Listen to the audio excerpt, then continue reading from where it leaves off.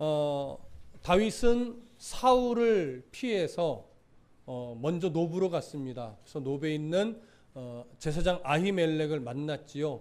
그 아히멜렉에게 이제 양식과 골리앗의 칼을 받았습니다. 그리고 그 골리앗의 칼을 들고 어디로 갔냐면 블레셋 지경에 있는 가드로 갔습니다. 왜냐하면 가드 왕 아기스를 만나서 자기를 용병으로 써달라, 아마도 이런 부탁을 하기 위함이었을 것으로 여겨집니다. 그래서 결국 가드로 갔는데 가드에서 먼저 만난 것은 누구였냐면 신하들이었습니다. 그 신하들이 다윗을 알아보고 그를 데리고 왕 앞에 갔습니다. 다윗은 혹여나 이 신하들이 왕에게 자기를 이야기하면서 자기가 왕에게 좋게 말하여 용병이 될 어떤 그릇을 기대했을 겁니다. 그런데 신하들이 이미 더 경계하면서 이 사람이 사실은 이스라엘 왕이다, 이 사람은 이미 사울은 천천히요 다윗은 만만이라고 하는 소리를 들었던 자다라고 하면서 굉장히 경계 섞인, 우려 섞인, 이 사람 살려두면 안 된다라고 하는 느낌을 가지고 왕에게 이야기하는 이 소리를 듣고, 내가 지금 가드왕 아기스의 용병이 되는 일이 거의 불가능하구나, 이것을 깨닫게 되었던 거죠. 그래서 가드왕 아기스가 자기 자신을 다윗이라는 걸 알아보기 전에 먼저 어떻게 했어요? 미친 척 했습니다. 그래서 침을 수염에 흘리고 손을 막 벽에 긁으면서 정말 미친놈처럼 행동을 했지요. 그래서 아기스 왕은 다윗을 다윗이라 여기지 않고 왜 미친놈을 데리고 왔느냐, 여기에 미친놈이 부족해서 또 하나 더 데리고 온 거냐 하면서 신하들을 책망하고 다윗을 내쫓아 버렸던 겁니다. 다윗은 간신히 목숨을 건졌지요. 그러고 나서 오늘 본문을 보면 이제 아둘람이라고 하는 곳으로 홀로 피신하게 되는 겁니다. 도망친 거죠. 그러면서 오늘 하나님이 다윗을 또 어떻게 만져가시는가, 그 내용이 오늘 본문의 내용입니다. 자, 먼저 1절과 2절을 보겠습니다. 사무엘상 22장 1절과 2절 함께 읽습니다. 시작. 그러므로 다윗이 그곳을 떠나 아둘람 굴로 도망하매 그의 형제와 아버지의 온 집이 듣고 그리로 내려가서 그에게 이르렀고, 환난당한 모든 자와 빚진 모든 자와 마음이 원통한 자가 다 그에게로 모였고, 그는 그들의 우두머리가 되었는데 그와 함께한 자가 400명 가량이었더라. 자, 가드에서 죽을 뻔한 다윗이 열심히 도망쳐서 아둘람이라고 하는 곳에 도착을 했습니다. 아둘람은요, 블레셋과 유다 지경, 그러니까 경계선 근처, 지경 그 경계선 근처에 있는 광야입니다. 여기에는 굴이 굉장히 많았고 또 골짜기가 굉장히 많아서 이런 도망자들이 은신처로 삼기에는 좀 적당한 장소였을 것으로 보고 있습니다. 가드에서 도망 나온 가드를 기준으로 본다면 대략 남동쪽으로 한 14km 정도 지점에 있는데 얼마나 그가 열심히 도망쳤는지를 우리가 좀 알 수 있습니다.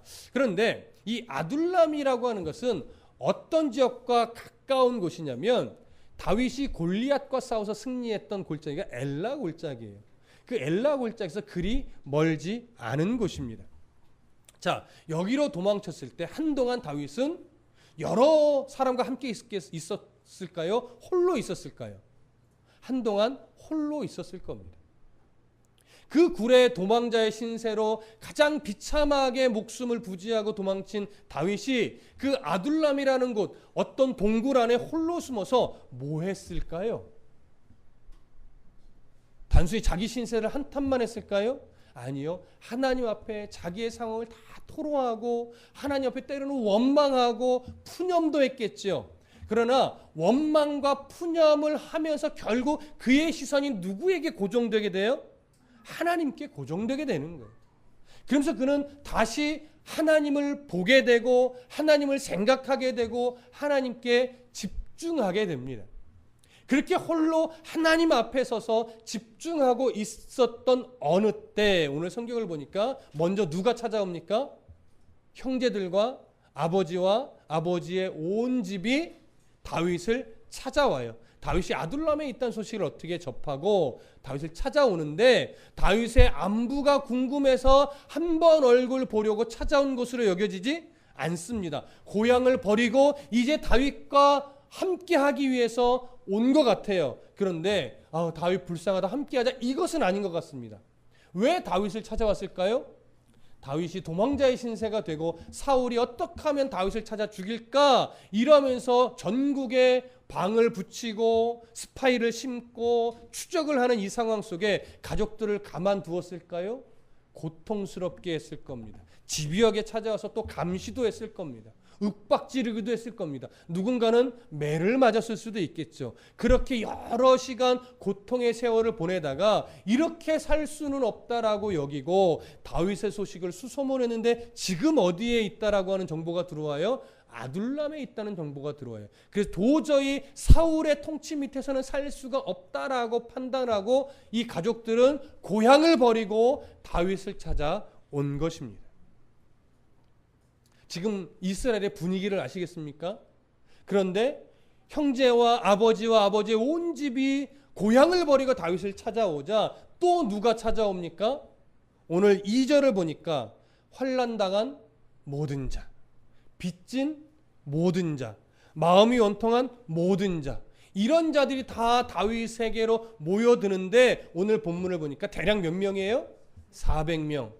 이 숫자가 남자의 숫자만이라고 한다면 더 많은 숫자가 모여든 것이겠지요. 자, 이미도 이 환난당한 모든 자, 빚진 모든 자, 마음이 원통한 모든 자는 누구의 통치 밑에서 이러한 고통을 받았던 걸까요?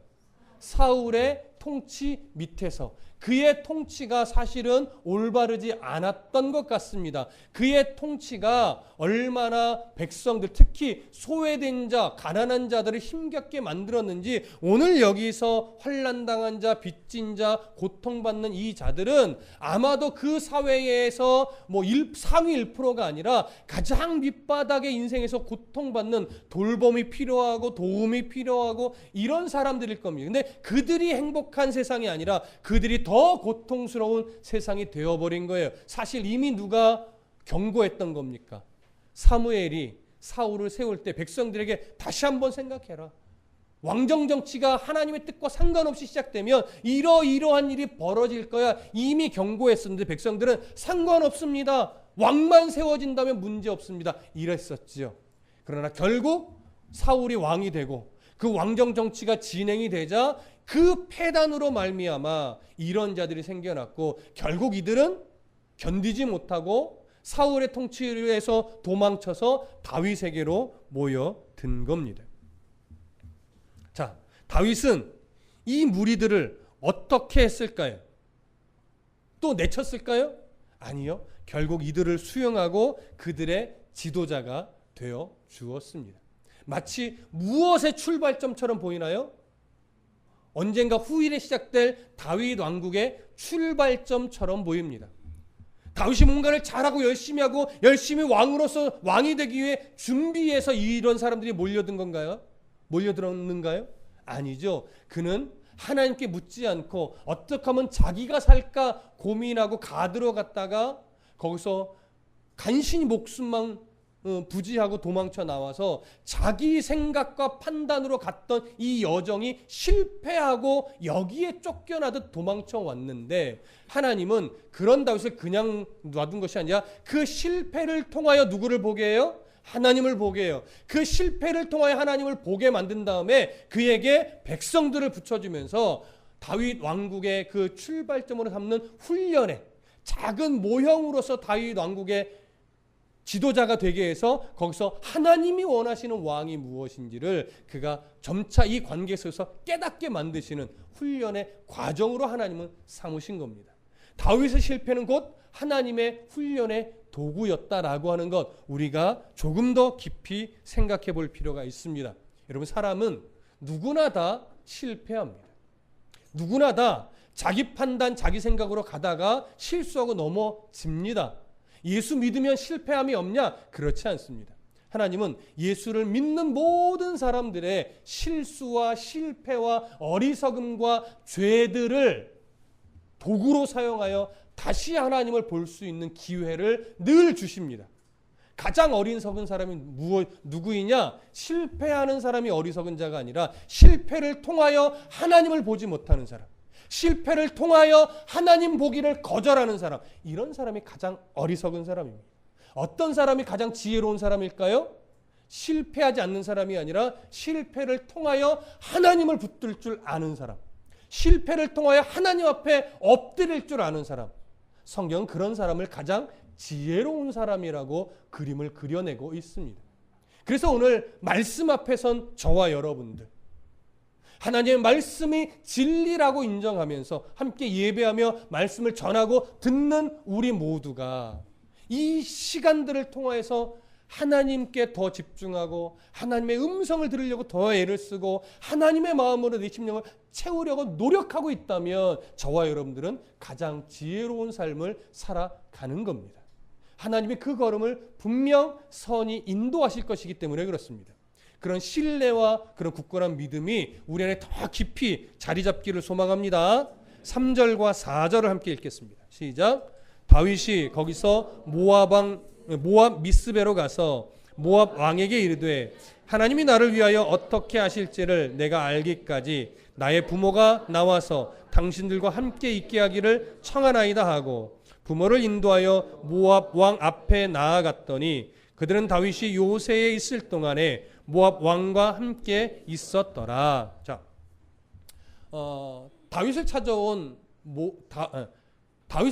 다윗의 부모 연로했을까요? 건강했을까요? 아마도 매우 연로했을 겁니다. 근데 다윗을 찾아와서 보니까 다윗의 삶이 어때요?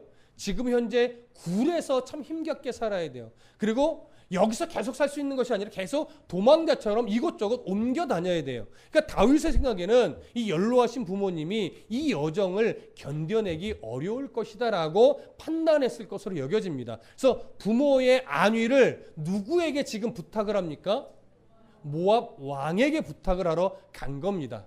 하나님께 아직 물은 모습이 나오나요? 안 나오나요? 아마도 아직 하나님과 관계가 깊어져 가고는 있지만 이 상황을 놓고 아직 하나님께 묻지는 않은 것 같습니다. 자기 판단, 자기 생각으로 간 것으로 보여집니다. 그런데 다윗의 판단에 왜 모압 왕에게 자기의 부모를 맡겨야 되겠다라고 생각했을까요? 아마도 자기의 증조모인 룻의 고향이 모압이기 때문에 모압 왕이 그것을 근거로 해서 받아주지 않을까 이렇게 여겼던 것 같습니다. 그런데 이전과는 좀 다른 모습은 뭐냐면 가드 왕 앞에 갈 때는 굉장히 비겁한 모습으로 사실은 갔습니다. 근데 지금은 굉장히 당당하고도 떳떳하게 그 앞에 나아가서 마치 왕과 왕이 대면하듯이 자기의 부모님을 부탁하는 것으로 보입니다.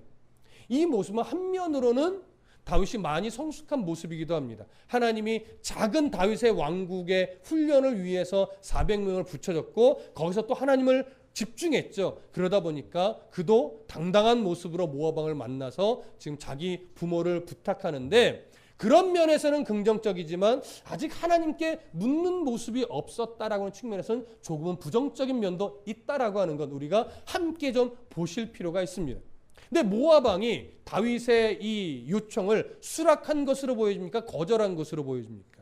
수락한 것으로 보여집니다. 그래서 다윗의 부모는 지금 모압 왕이 있는 아마도 궁 어디엔가에 안전하게 모셔서 편하게 섬김을 받았겠지요. 근데 다윗과 또 그와 그를 따르는 400명의 무리는 어디에 있게 됐을까요?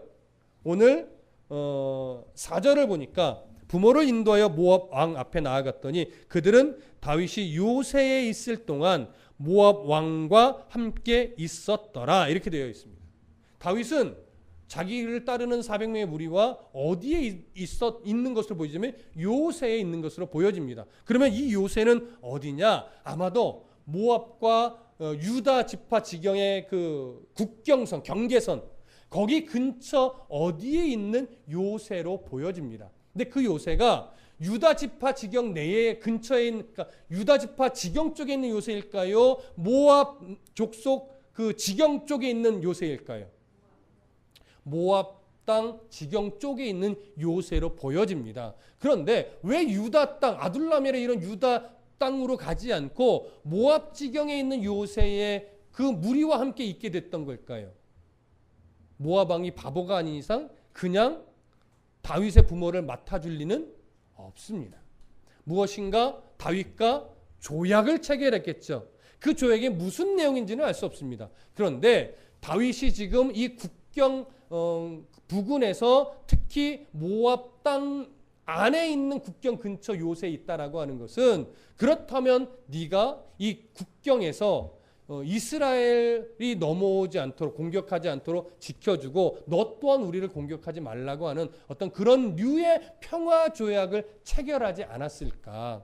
다윗도 그렇다면 우리가 이 국경 경계선에서 이스라엘이든 누구든 쳐들어오는 것을 막아줄 테니 우리 또한 당신 지경 내에서 보호받을 수 있게 해주십시오. 뭐 이런 식의 조약 내용이 있지 않았을까 추측을 하게 됩니다. 그래서 다윗은 자기를 따르는 400명의 무리와 함께 지금 모압 지경 내에 있는 겁니다. 부모님은 궁 어딘가에, 그리고 따르는 400명과 다윗은 요새, 국경 어딘가의 요새에 지금 함께 있는 거죠. 자, 하나님이 그런 다윗의 모습을 기뻐하셨을까요? 별로 기뻐하지 않으셨을까요? 잘 모르시나요? 5절을 보시면 알게 됩니다. 자, 5절을 읽어보겠습니다. 함께 읽습니다. 시작. 선지자 갓이 다윗에게 이르되 너는 이 요새에 있지 말고 떠나 유다 땅으로 들어가라. 다윗이 떠나 헤렛 수풀에 이르니라. 자, 선지자 갓이 이제 등장을 합니다. 여러분 갓에 대해서 아는 정보가 있으십니까? 갓 선지자 거의 들어보지 못하셨습니까? 사실 성경도 선지자 갓에 대해서는 거의 정보를 제공하지 않습니다. 다만 학자들 간에 추측하는 것은 갓 선지자는 어느 지파 소속일 것이다? 감이 안 오세요? 이름이 갓이잖아요. 갓 지파 사람일 것으로 진짜로 추측해. 여기 웃으라고 드리는 말씀이 아니라 이름이 갓이기 때문에 갓 지파의 사람일 것으로 분명히 추측을 합니다.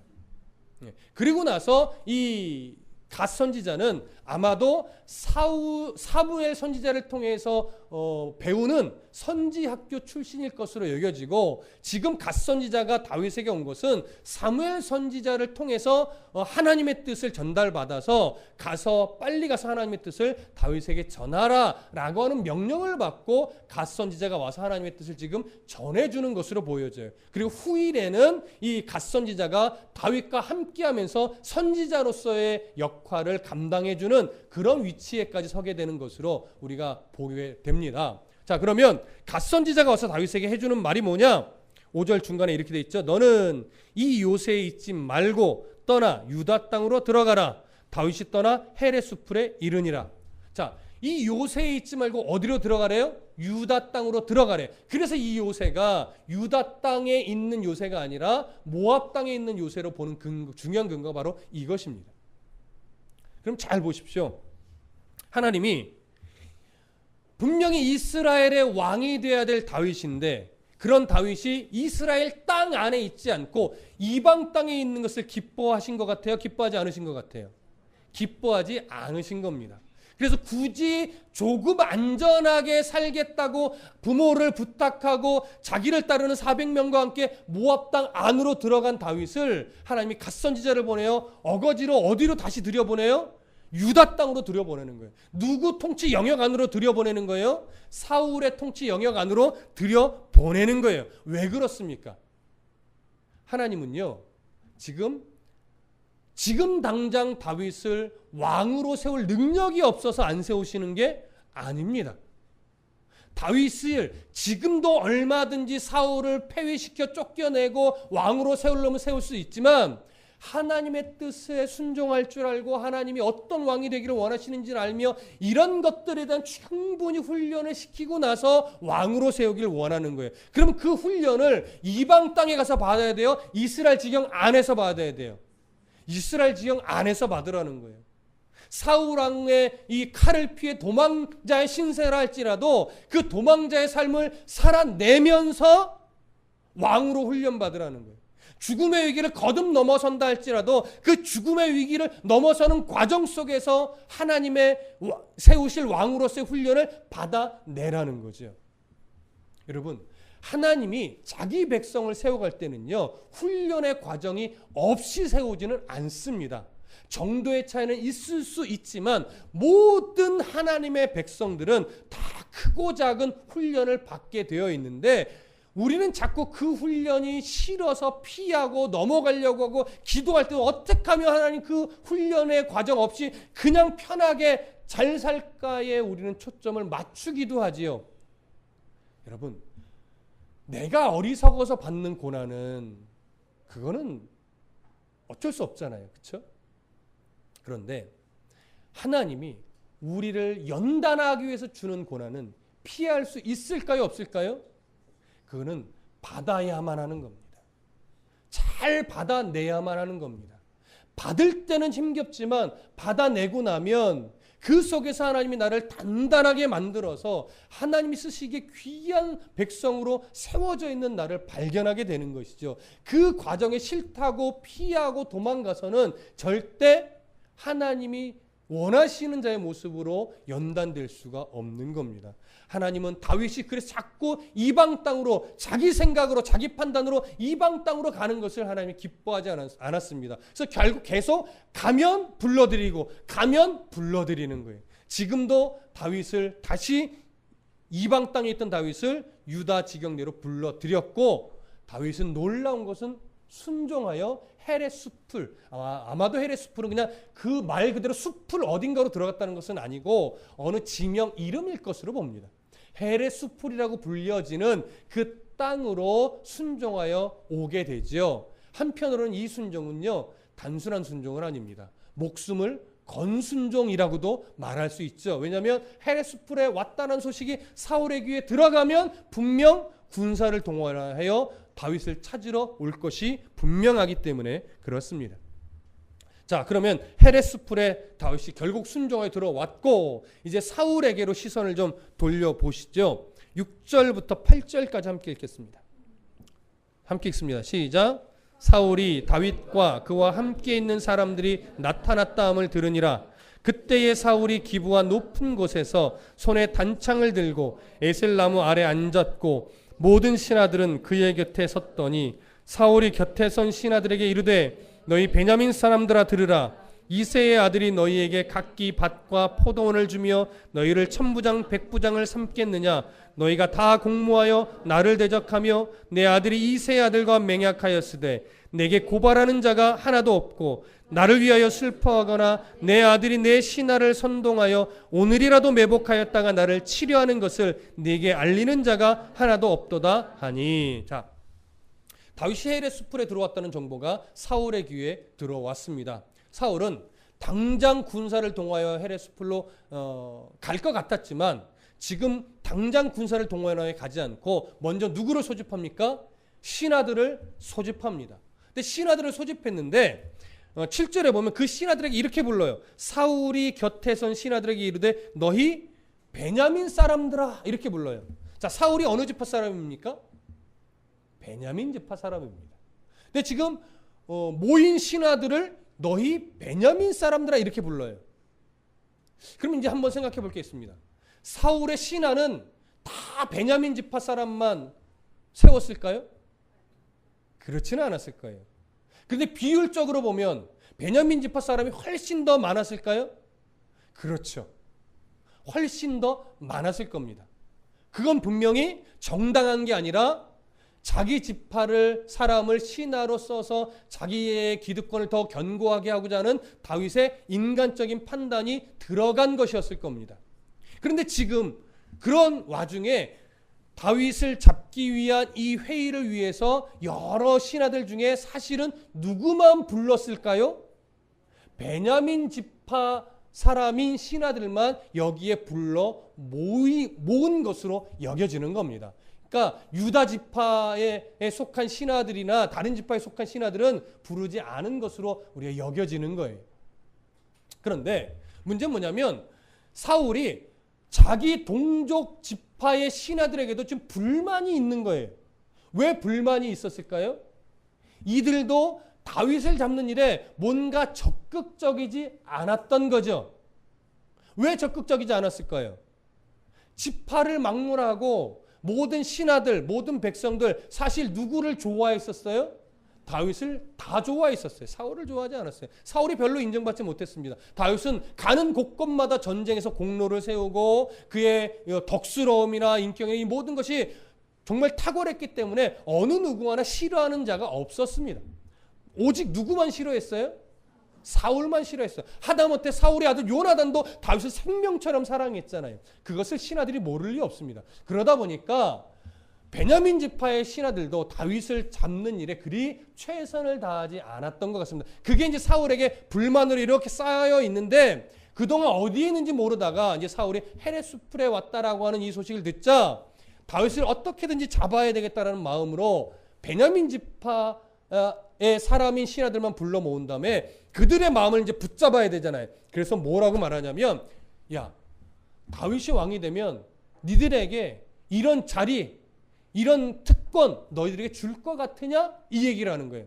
그래서 그들의 마음과 다윗 사이를 이간질시켜서 마음을 사울에게 고정하게 하려는 이간질이죠. 그것이 바로 7절이에요. 사울이 곁에 선 신하들에게 이르되 너희 베냐민 사람들아 들으라.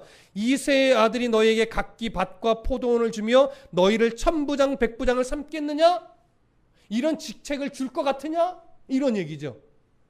그러니까 이제 진짜 다윗이 왕이 되면 안 되겠네 이런 마음을 심는 거죠. 그러면서 조금은 억지스러운 책망을 하는데 8절을 보시면 너희가 다 공모하여 나를 대적하며 진실일까요 거짓일까요? 거짓이죠. 신하들은 공모해서 사울을 내쫓으려고 하거나 죽이려고 하고 있지 않습니다. 그냥 사울의 폭정이 무서운 거죠. 이해되시죠? 그 다음에 내 아들이 이새의 아들과 맹약하였을 때 이건 맞는 말이죠. 그리고 다음에 내게 고발하는 자가 하나도 없고 나를 위하여 슬퍼하거나 내 아들이 내 신하와 선동하여 오늘이라도 매복하였다가 나를 치려고 하는 것을 내게 알리는 자가 하나도 없도다. 이 말은 진실일까요 거짓일까요? 이건 거짓이죠 또. 그러니까 진실과 거짓을 뒤섞어서 그들에게 좀 경고를 할 만큼의 상황을 던지면서 니들 진짜 이렇게 함부로 하다가는 내가 가만두지 않는다. 이런 식의 엄포까지도 담겨 있는 겁니다. 그러니까 지금 다윗을 잡아 죽이는 일에 뭐 하라는 거예요? 최선을 다하라는 거죠. 그런 협박성의 경고 및 마음을 붙잡는 방법으로 지금 이런 내용을 삼고 있는 겁니다. 자, 그러면서 이제 다음 이어지는 내용 9절과 10절을 읽겠습니다. 시작. 그때에 에돔 사람 도액이 사울의 신하 중에 섰더니 대답하여 이르되 이새의 아들이 노베 와서 아히두베 아들 아히멜렉에게 이른 것을 내가 보았는데 아히멜렉이 그를 위하여 여호와께 묻고 그에게 음식도 주고 블레셋 사람 골리앗의 칼도 주더이다. 자, 출세의 눈이 먼 한 사람이 바로 등장을 합니다. 이때가 기회다라고 판단했겠죠. 그래서 에돔 사람 도에게 딱 나타나서 하는 말이 바로 21장에서 보았던 노베에서 다윗과 아히멜렉 제사장 아히멜렉의 대화를 엿들었던 도액이 그 내용을 가지고 사울에게 고발하는 겁니다. 왜냐하면 제사장 아히멜렉을 반역자로 몰아서 죽게 만들어야 그 공을 자기가 차지할 수 있고 자기가 그 공을 차지해야 어떤 출세의 길을 걸을 수 있기 때문에. 그래서 그가 나와서 이제 고발을 하는데 그 고발 내용이 10절이에요. 아히멜렉이 그를 위하여 여호와께 묻고. 자, 진실입니까 거짓입니까? 거짓이죠. 다윗의 여정 속에 아직은요 여호와께 묻는 장면이 나오지 않았습니다. 그것이 21장에 또한 부정적인 메시지 중에 하나였죠. 다윗이 제사장에게 찾아갔지만 하나님께 묻지도 않고 블레셋으로 간 거, 이것이 부정적인 메시지에도 속했는데 지금 도액은 이것을 당연히 있을 수 있는 일이기 때문에 아히멜렉이 그를 위해 여호와께 물었습니다. 이제 반역죄로 몰아가려는 거죠. 그 다음 내용. 그에게 음식도 주고 블레셋 사람 골리앗의 칼도 주더이다. 자, 진실입니까 거짓입니까? 진실이긴 한데 중요한 사실 하나를 빼먹은 진실이죠. 자, 뭘 빼먹었을까요? 다윗이 거짓말로 속였고 아히멜렉은 속아서 음식과 칼을 내주었습니다. 이 얘기를 안 했죠. 왜 안 했을까요? 그걸 말하면 반역죄로 물기가 어렵거든요. 그래서 반역죄로 물기 적당한 말만 뽑아서 지금 사울왕 앞에서 한 겁니다. 자, 그랬더니 사울 왕은 이 말을 그대로 믿었을까요? 안 믿었을까요? 그대로 믿었죠. 그 다음 내용이 그래서 11절부터 15절입니다. 자, 함께 읽어보겠습니다. 시작. 왕이 사람을 보내어 아히두베 아들 제사장 아히멜렉과 그의 아버지의 온 집 곧 노베에 있는 제사장들을 부르매 그들이 다 왕께 이른지라. 사울이 이르되 너 아히두베 아들아 들으라. 대답하되 내 주여 내가 여기 있나이다. 사울이 그에게 이르되 네가 어찌하여 이새의 아들과 공모하여 나를 대적하여 그에게 떡과 칼을 주고 그를 위하여 하나님께 물어서 그에게 오늘이라도 매복하였다가 나를 치게 하려 하였느냐 하니 아히멜렉이 왕에게 대답하여 이르되 왕의 모든 신하 중에 다윗과 같이 충실한 자가 누구인지요. 그는 왕의 사위도 되고 왕의 호위대장도 되고 왕실에서 존귀한 자가 아니니까 내가 그를 위하여 하나님께 물은 것이 오늘이 처음이니까 결단코 아니니이다. 원하건대 왕은 종과 종의 아비의 온 집에 아무것도 돌리지 마옵소서. 왕의 종은 이 모든 크고 작은 일에 관하여 아는 것이 없나이다 하니라. 자, 도에게 고발을 들은 사울은 노베에 있는 대제사장 아히멜렉과 한 84명 정도 되는 제사장을 다 기브아로 불러드립니다. 그래서 총 85명의 제사장이 기브아 사울의 궁으로 다 들어온 거예요. 그러고 나서 이제 사울이 아히멜렉을 신문하는데 일단 율법에 따른 증인도 세우지 않습니다. 어찌된 경위인지 내용에 대해서도 묻지 않습니다. 아히멜렉에게 이미 반역자로 단정하고 추궁을 하는 거죠. 무슨 말씀인지 이해되십니까? 그럴 때 아히멜렉이 어떻게 반응합니까? 나는 정말 속아서 그랬어요. 이렇게 자기를 변론하는 쪽에 맞추지 않고 이미 변론해봤자 의미가 없다라고 판단을 한 것으로 보여집니다. 그래서 직언을 해야 되겠다 마음 먹은 것 같습니다. 그래서 몇 절을 보시냐면 14절 아히멜렉이 왕에게 대답하여 이르되 왕의 모든 신하 중에 다윗같이 충실한 자가 누구인지요. 그는 왕의 사위도 되고 왕의 호위대장도 되고 왕실에서 존귀한 자가 아니니까. 오히려 다윗을 지금 변호하는 듯 여겨집니다. 다윗은 이런 자가 아닙니까? 라고 말하는 거죠. 그러면서 15절 내가 그를 위하여 하나님께 물은 것이 오늘이 처음이니까 결단코 아니니이다. 이 말은 뭐예요?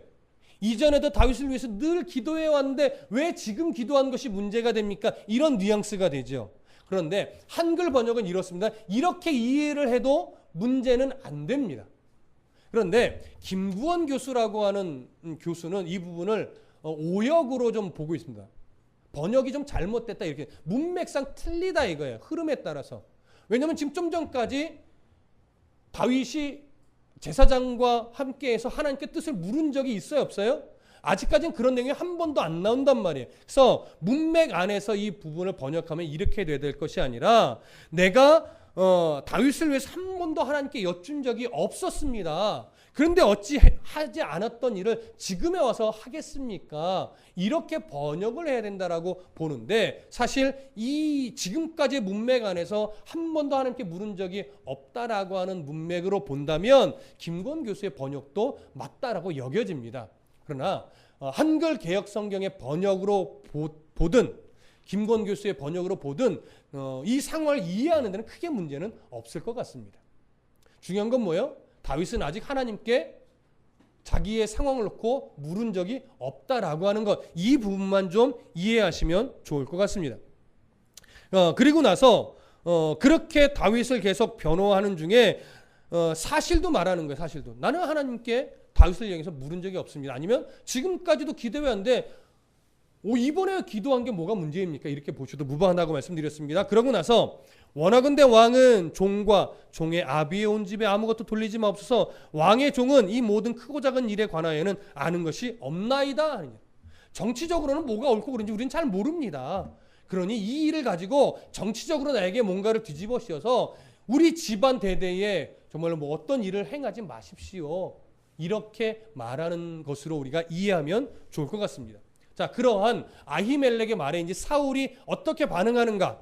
16절부터 19절을 읽겠습니다. 시작. 왕이 이르되 아히멜레가 네가 반드시 죽을 것이요 너와 네 아비의 온 집도 그리하리라 하고, 왕이 좌우의 호위병에게 이르되 돌아가서 여호와의 제사장들을 죽이라. 그들도 다윗과 합력하였고 또 그들이 다윗이 도망한 것을 알고도 네게 알리지 아니하였음이니라 하나, 왕의 신하들이 손을 들어 여호와의 제사장들 죽이기를 싫어한지라. 왕이 도액에게 이르되 너는 돌아가서 제사장들을 죽이라 하매, 에돔 사람 도액이 돌아가서 제사장들을 쳐서 그날에 세마포 에봇 입은 자 85명을 죽였고, 제사장들의 성읍 노베 남녀와 아이들과 젖 먹는 자들과 소와 나귀와 양을 칼로 쳤더라. 아히멜렉뿐 아니라 나머지 84명의 제사장들을 다 죽이라고 사형 선고를 선언해 버립니다. 근데 호위병들은 그 제사장들을 둘러싸고 있었겠지만 칼을 들고 그들을 죽일 수 있어요, 없어요? 당연히 없죠. 이스라엘의 당시 정서는요, 제사장에게 기름 부음 받아 세워진 제사장에 칼을 댈 수가 없습니다. 그래서 주저하고 있자 이제 또 누가 등장해요? 출세의 눈이 먼 에돔 사람, 이스라엘 사람이 아니죠. 이방 사람 도액이 딱 등장을 합니다. 아마도 이 사람은 사울의 용병이었었던 것으로 보여져요. 그래서 칼을 잘 다뤘을 겁니다. 그래서 이 사람이 이제 출세할 기회가 왔다 여기고 칼을 들고 제사장들에게로 들어가서 85명을 다 그 자리에서 죽여버린 겁니다. 여러분, 얼마나 무시무시한 장면이었겠습니까? 유진 피터슨이란 학자는요, 이 그림을 놓고서 몰상식한 대학살의 현장이었다 이렇게 표현했습니다. 칼빈은 이러한 도액을 향해서 최고의 악한이었다 이렇게 표현하기도 했습니다. 그만큼 이 상황은 말도 안 되는 상황이었고, 도액은 정말 일말의 양심도 없어 보이는 그런 악한 인물의 모습을 지금 드러내고 있는 것이죠. 이런 짓을 저지르면서도 아마도 조금의 회의감도 느끼지 않았을 겁니다. 이런 대학살이 일어났는데 제사장들만 죽인 것으로 끝나지 않았어요. 어떤 일까지 벌어졌죠? 19절에 보니까 노비라는 성까지 갔어요. 군사들을 대동하고 갔겠죠. 그러면서 누구까지 싹 죽여버려요? 모든 가족들, 그것도 젖먹이 아이까지 또 짐승들까지 다 죽여버립니다. 두 가지를 생각하셔야 됩니다. 왜 이렇게 죽였을까?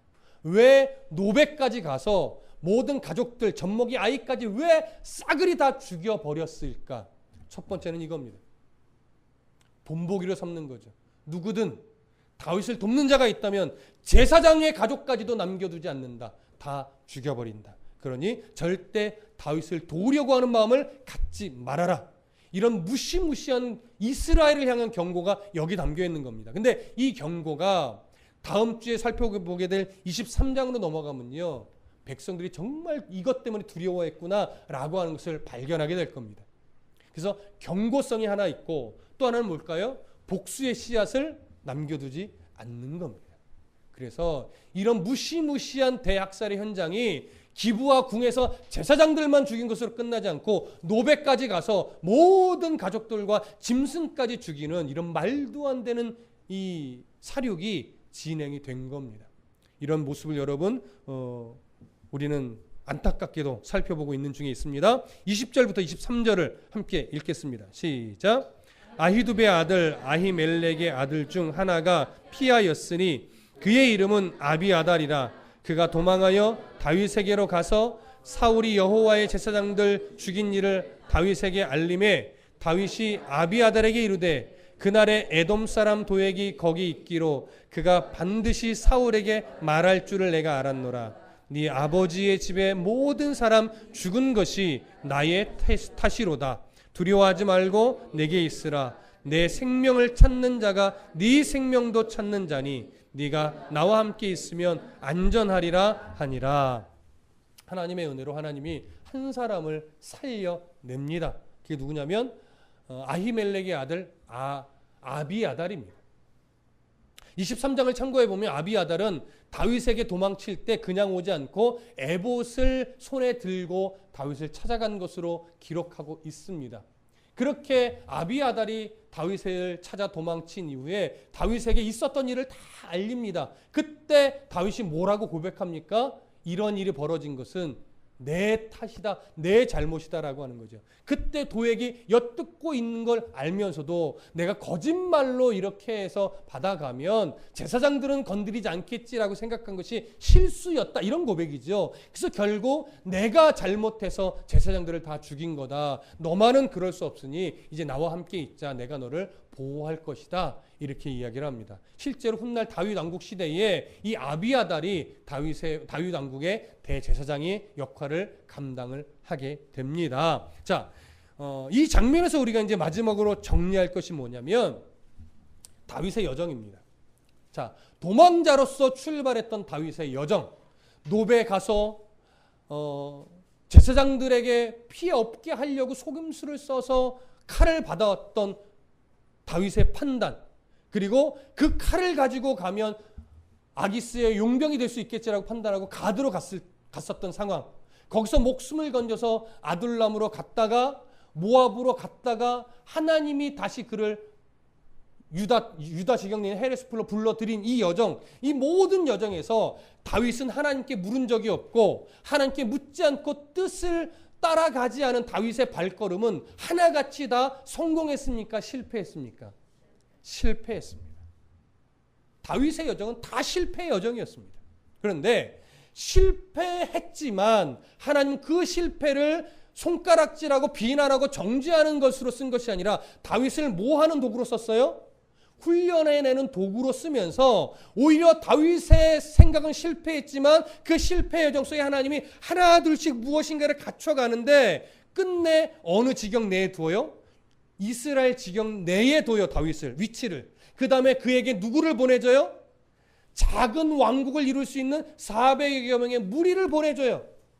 그 다음에 또 누구를 보내줘요? 제사장을 보내줘요. 그런데 뭘 손에 들고 보내줘요? 에봇을 손에 들고 보내줘요. 이것은 뭐냐면요, 하나님이 이제 다윗을 무엇으로 훈련해 간다? 하나님의 말씀으로 훈련해 가기 시작하셨다는 의미가 됩니다. 그래서 23장으로 넘어가면요, 드디어 어떤 내용이 나오냐면 다윗이 하나님께 여쭈어 아뢰되, 이런 편이 23장으로 넘어가면 드디어 나오는 거예요. 그래서 이 이후부터는 다는 아니지만 다윗은 계속 하나님께 물으며 행보가 바뀝니다. 물으며 전쟁을 합니다. 물으며 이동을 합니다. 이런 좀 행복한 모습은 이제 다음 주에 살펴볼 것이고, 오늘은 다윗의 실패, 그러나 그 실패를 통해 계속해서 하나님의 뜻 안에 머물게 하고 하나님의 훈련의 영역 안으로 불러들이고, 그러면서 다윗에게 필요한 모든 조건들을 하나님이 만들어 가시는 이런 장면들을 보았습니다. 여러분, 하나님의 사람으로 훈련되기를 원하십니까? 안 원하셔도 하실 수밖에 없습니다. 그렇다면 하나님의 훈련은 우리는 받아내야 합니다. 하나님의 훈련을 바르게 받으려면 오전에도 말씀드렸듯이 이게 하나님의 훈련이구나라고 하는 분별이 있어야 돼요. 그 분별을 가지려면 또 어떻게 해야 돼요? 결국 말씀 앞에 나와야 돼요. 기도해야 돼요. 성경을 읽어야 돼요. 말씀과 상관없이 하나님의 뜻을 분별할 수 있다? 그거는 아닙니다. 기독교 신앙은 항상 무엇과 가냐면 말씀과 기도, 말씀과 찬양, 말씀이 기본 바탕이 돼서 분별이 되어지고 그 말씀을 근거로 모든 판단과 선택이 이루어지는 겁니다. 그렇게 하나님의 뜻을 발견해 가는 것이죠. 그래서 하나님의 뜻을 발견하는 중에 우리는 훈련을 받아야 되는데, 다윗처럼요, 여지없이 우리는 사람의 계획은 실패해야 됩니다. 그리고 거기서 하나님을 발견해야 됩니다. 그리고 하나님의 훈련 영역 안으로 우리가 늘 계속 끌려 들어가야 됩니다. 그래서 그 안에 있을 때 우리는 안전하고, 그 안에 있을 때 우리는 행복할 수 있고, 그 안에 있을 때 참 소망이 있는 겁니다. 그런데 안목의 정욕, 이생의 자랑을 따라 자꾸 하나님의 훈련 영역 밖으로 나가서 뭔가를 하려고 하면 거기에는 영원한 소망이 주어지지 않습니다. 참된 기쁨이 주어지지 않습니다. 그래서 언제나 힘들면 힘들어서 말씀의 자리에 오는 거예요. 기쁘면 너무 기뻐서 말씀의 자리로 오는 거예요. 즐거우면 즐거우니까 말씀의 자리로 나오는 거예요. 여러분, 이게 웃음소리 같지만 그리스도인이 있어야 할 영역은 말씀이 있는 자리입니다. 그러니까 이건 꼭 교회 오라는 얘기가 아니에요. 우리가 어디를 가든지 뭐와 동행해야 된다는 얘기예요? 말씀과 함께 동행해야 된다는 얘기예요. 말씀 없이 내 육신이 즐거운 건 그건 오래가지 않습니다. 그래서 여러분, 특히 청년들이요, 여러분들의 인생 속에 실패할 일은 분명히 옵니다. 근데 문제는 뭐냐면 어떻게 실패하느냐예요. 여러분, 잘 실패하십시오. 주의 은혜 안에서 실패하십시오. 그러면 하나님이 이렇게 세우십니다. 주의 영역 안에서 실패하십시오. 그래야 하나님이 다시 세우십니다. 근데 주의 영역 밖에서 실패하면요, 하나님이 먼저 끌고 들어와야 돼요. 그래서 주의 영역 안에 두시고 세우셔야 되니까 그만큼 시간도 길고 끌려 들어올 때 참 힘듭니다. 예수 믿는 청년, 예수 믿는 사람 실패 안 한다고요? 그거 거짓말인 거 아시잖아요. 여러분, 예수 믿으면 부자 됩니까? 거짓말인 거 이미 아시잖아요. 11조 잘하면 부자 됩니까? 아니지요. 그거는 세상의 부자랑 상관없이 11조를 바르게 하고 예배 생활을 바르게 하고 헌금 생활, 기도 생활, 예배 생활을 바르게 하면 하늘의 신령한 복으로 내 안에 풍성하게 채워주니까 세상 것이 없어도 부유한 거예요. 있어도 교만 떨지 않는 거예요. 그래서 진정한 부자인 거예요. 그러니 잘 실패하십시오. 그리고 그 실패함 속에 주님을 보시고 주의 영역 안에서 하나님의 은혜로 풍요로운 삶을 살아내십시오. 그러면 하나님이 있어야 할 자리에 있게 하시고 하나님이 필요한 것 넘치게 주시고 또 넘치게 부어주신 걸 잘 쓰게 이끌어 주시고, 그러면 교회를 통하여 여러분들을 통하여 또 가정을 통하여 하나님의 나라와 의가 세워지고 하나님의 영광이 아름답게 세상 속에 드러날 겁니다. 이런 은혜가 저와 여러분들의 삶에 가득하기를 축복합니다.